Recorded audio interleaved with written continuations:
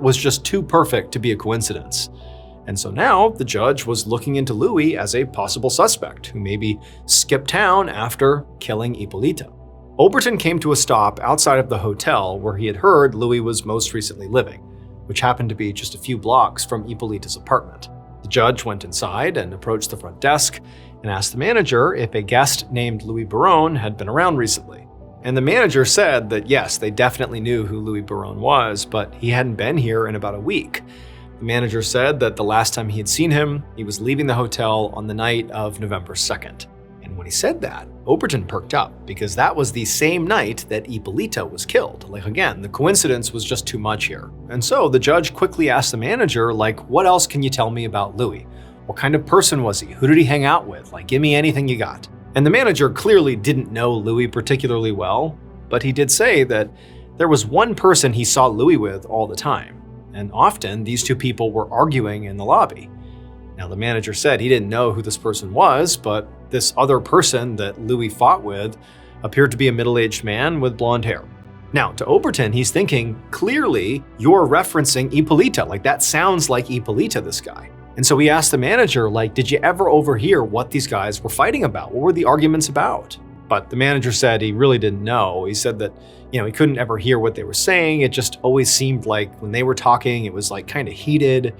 And he could really tell that Louis appeared to despise this other guy. It was much more Louis hating this guy than the other way around. The manager did tell Overton that occasionally their arguments did get so bad that it almost became violent. And in fact, the manager at one point or another had to break them up, physically separate them. But even still, he didn't know what they were fighting about. As Overton is hearing all this new information, his mind just raced.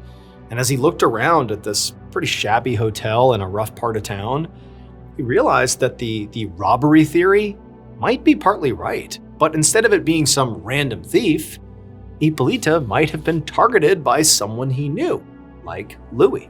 And so if this blonde-haired guy that Louis was fighting with was Hippolyta, then based on what the manager was saying, it seemed pretty reasonable to assume that Louis and Hippolyta didn't get along. And if Louis was an out-of-work farmhand living in a shabby hotel, it wasn't unreasonable to think that he needed money desperately. And if Louis had known that Hippolyta was traveling alone to go collect this inheritance, maybe he could have made plans to meet up with him on the way back and then lured him out to the woods and killed him and taken his money and then, after ditching his body on the tracks, fled to avoid being caught.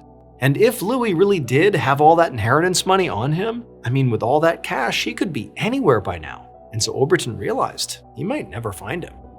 A couple of weeks later, in late November of 1888, Judge Overton sat in his office at the Senlis courthouse reading a telegram from a police sergeant in Belgium.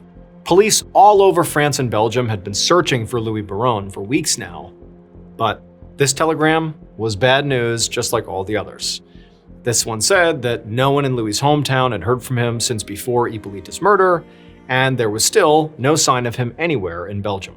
Overton sighed and began flipping through a stack of notes from the investigation. Louis was the strongest suspect because he'd completely skipped town on the same day Hippolyta was killed. But he also hadn't ruled out Alphonsine.